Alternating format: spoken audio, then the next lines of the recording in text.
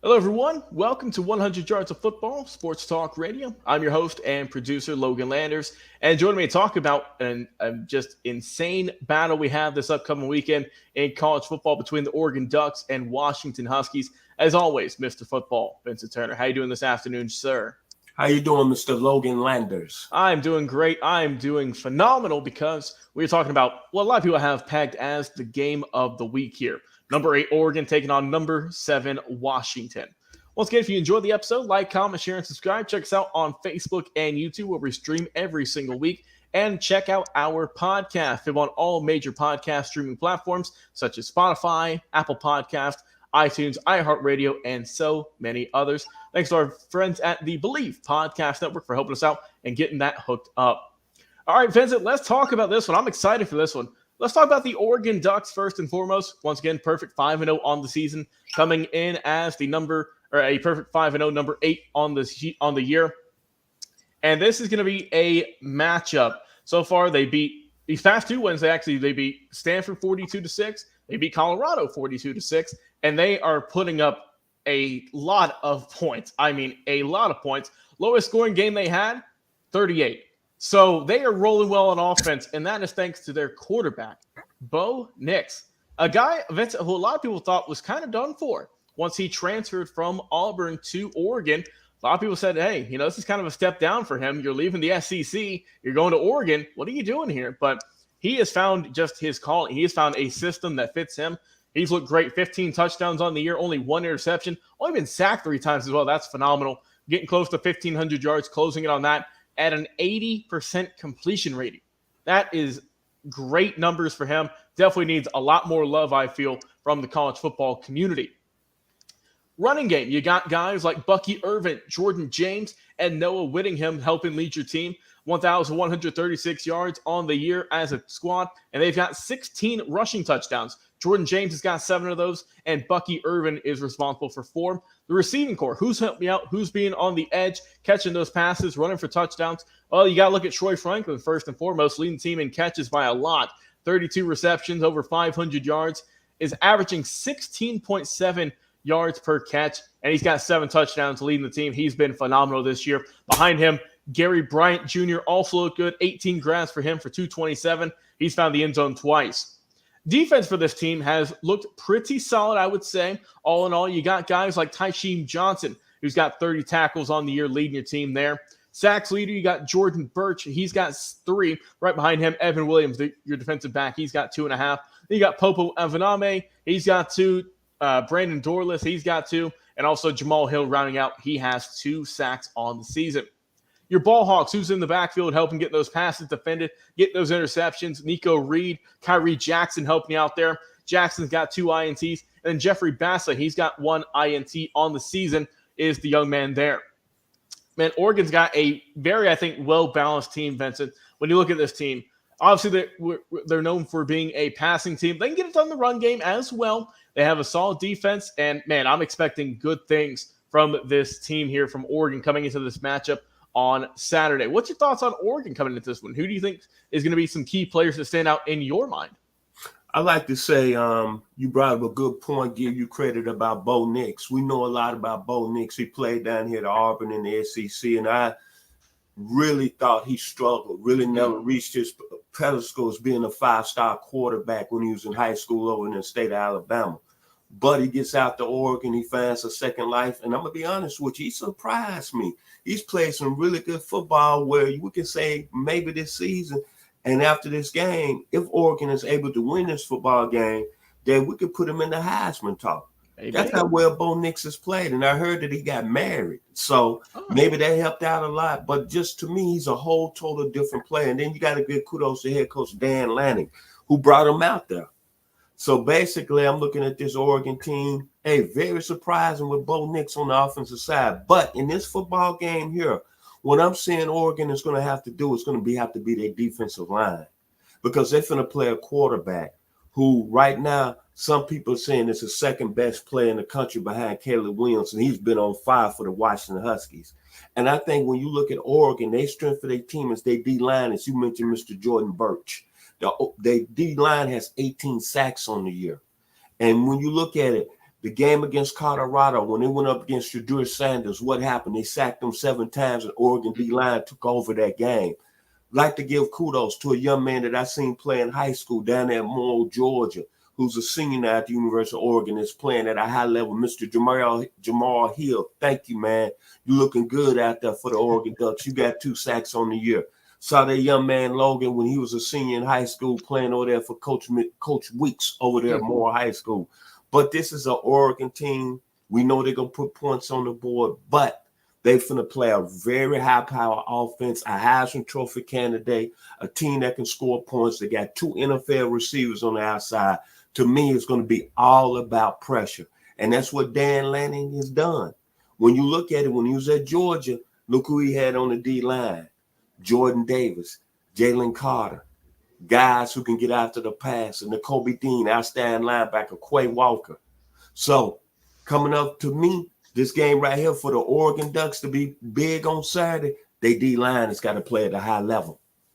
Yes, sir. Let's talk about the Washington Huskies, led by a man who a lot of people have as the Heisman currently, and Michael Penix Jr., who's just already improved how he was last year. He's looked great this year as well. Let's look at those stats, analyze those. Just a tick under 2,000 yards. He's at 1999 at the year. 74% completion percentage is out of this world. 16 touchdowns, only 2 interceptions. Only been sacked 3 times as well. Credit to the offensive line for both these schools. Man, Michael Penix Jr., what more else can you say about him? He's going to be a high pick in the draft this upcoming season. Now, we do know the running game is kind of the second fiddle when it comes to both these ball clubs, but you got guys like Dylan Johnson leading your way. He's got 4 touchdowns for 240 yards. Will Nixon behind him, 130 with 1 touchdown. They got 12 rushing touchdowns on the season. So, like I said, they can get it done when they need to, but we all know the passing game is their bread and butter.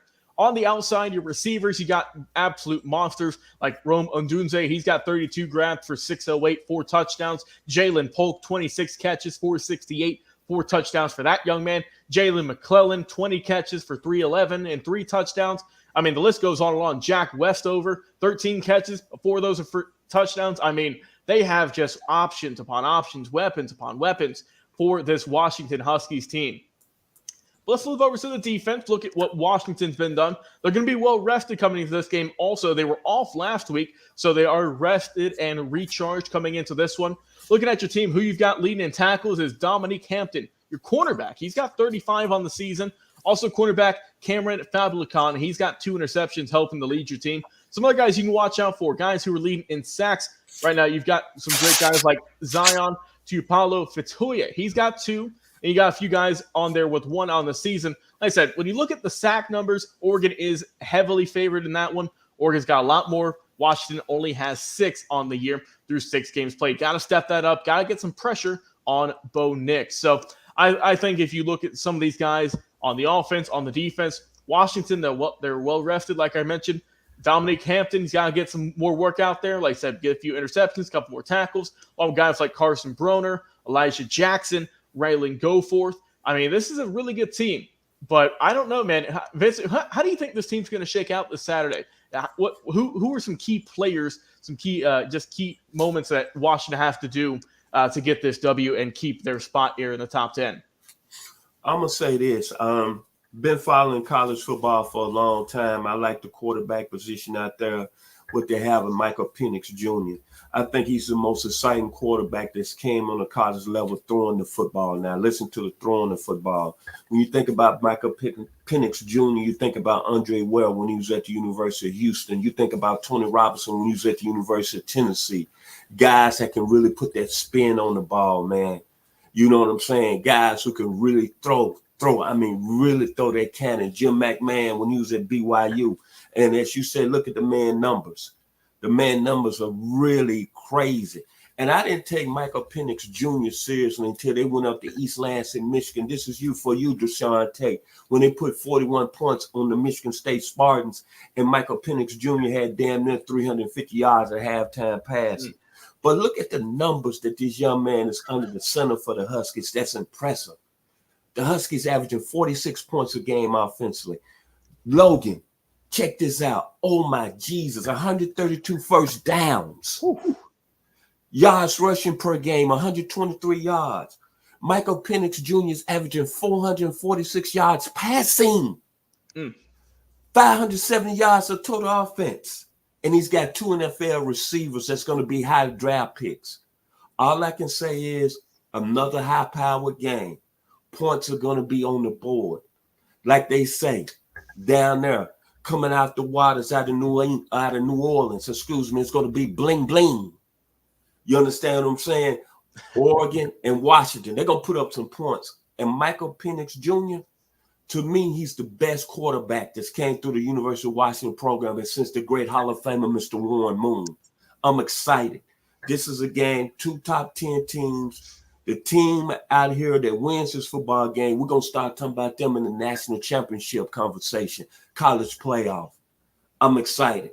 Can't wait on Saturday, 3:30. This is the must-see game of college football on this Saturday. Yes, sir. It's going to be a good one. Well, it's time for our final predictions. Who we think is going to win this ball game? This is going to be a toss-up, Vincent. You could go either one of these teams. We've argued valued points for each of these teams. But for me, I'm going to go with Michael Penix Jr. and the Washington Huskies. Getting the close win in this one. Give me Washington. I'll go 37 and give me Oregon 30. Once again, a lot of high scoring of points here. I do like both these teams. And, man, I'm just excited to see a very good football game once again this Saturday at 3:30. Mr. Football, who do you have winning this one? Man, this is a tough decision for me because I think when you look at it, Oregon has the more balanced team. As I just mentioned, I love their D-line, the NFL prospect, and Jordan Birch. But Bo Nix, to me, is the key to this football game simply because even though he plays well, he has a knack for giving you a turnover here and there, and it could be at a crucial part of the game. Haven't really sat and watched Michael Penix play. I will this Saturday. I've heard a lot about him. I read a lot about him. I'm looking at his numbers. Very anxious to see can he perform on a high level against a good defensive line team. That being said, I think it's going to be a close game. I think, and I want to lean to Oregon simply because of their defense. But I'm going to ride with Michael Penix Jr. and the Washington Huskies 34-27. All right, well, you heard it here first, folks. Those are our final predictions for this game on Saturday. It's going to be a great one. Get your popcorn, get your snacks, get your drinks. It's going to be an absolute showdown on Saturday. As always, Mr. Football, Vincent Turner, appreciate you coming on the show, talking some college football with me each and every single week. I've been your host, producer, Logan Landers. Once again, check us out on Facebook and YouTube, live videos every single week, and our podcast video on all podcast streaming platforms for just audio versions of our show, thanks to the Believe Podcast Network. Enjoy your weekend, everyone, and we'll talk to you again